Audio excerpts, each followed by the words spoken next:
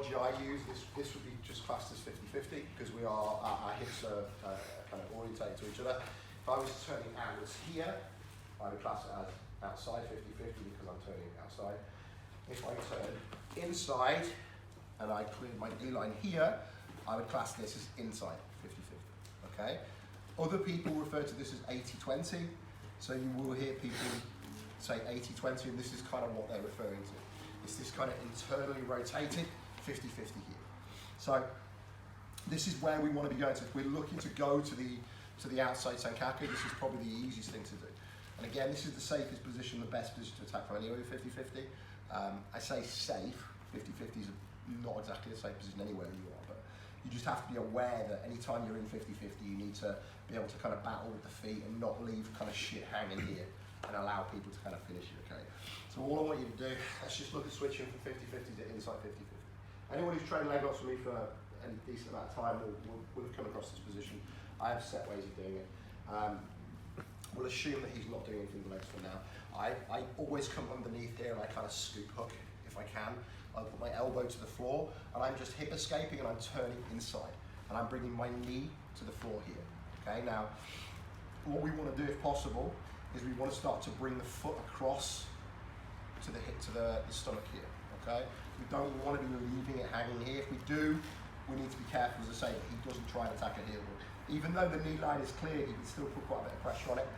And also, he can, if he reaches and grabs my knee, he can pull this back in and reclaim the knee line. Okay, so we've been discussing this before. This is the main kind of thing that Lachlan does a lot of the time. He will secure the foot, and then he will go back and reclaim the knee line. So, just because I've turned in and he has the foot here and my knee line is clear, doesn't mean I'm safe. Because there is the potential for him to re-gap. Okay, again, it's a good attacking strategy as well if the person goes inside 50-50. So, we're coming in, turning in. What we want to do, as I say, is we want to try and transition as soon as we get here to this outside Sankaku. Okay? Now, 50-50, I come to the inside. I'll kind of be hooking and scooping his leg here.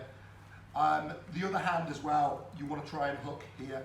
Just a basic kind of knee hook stuff. We do this a lot anyway, okay?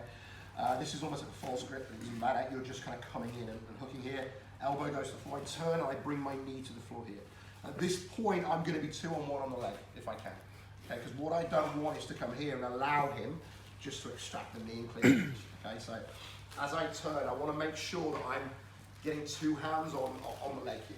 Okay, so we're scooping, we're creating like a knee hook here.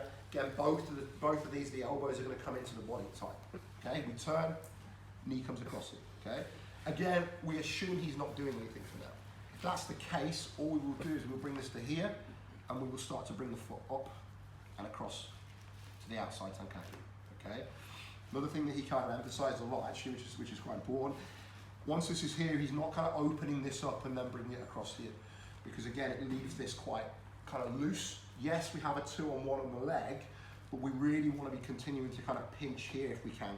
So I'm bringing this knee directly back, almost like I'm scissoring on the leg until the foot is clear here. So I can pinch and then this comes across. Okay. So we're not kind of wildly arcing this and stomping down here. You may get away with it, as I say, because you have kind of the 2-on-1 grip, but there's no point. If you can stay tight, you will stay tight. So, 50-50, as soon as we're in the position, we're creating a knee hook here, and I'm scooping under, and I'm starting to pull this towards me. I'm not just pulling this towards me as well. What I'm doing is I'm pulling towards me, I'm almost kind of pulling it backwards here. Okay? So as I bring my elbow back, I'm kind of sucking this in towards me here. So now, if he tries to free the leg here, it becomes very, very difficult. Okay? If I can keep the bend on the leg even better, because it's harder to distract it. Elbow to the floor, turn in, foot, stop. Okay, make sense? So we'll end in this position here. Then we will have to start doing other things to dig and finish the heel hook. Because if I want to finish the heel hook from here, obviously the foot is on the wrong side of the body.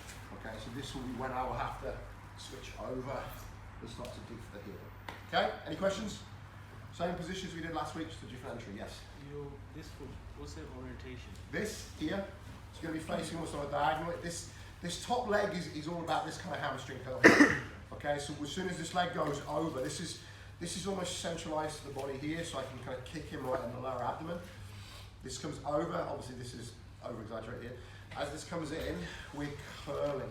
We're looking at keep the toes pointing, we're curling on the far hip here, okay? Just to keep this nice and tight. Okay, let's go. Okay.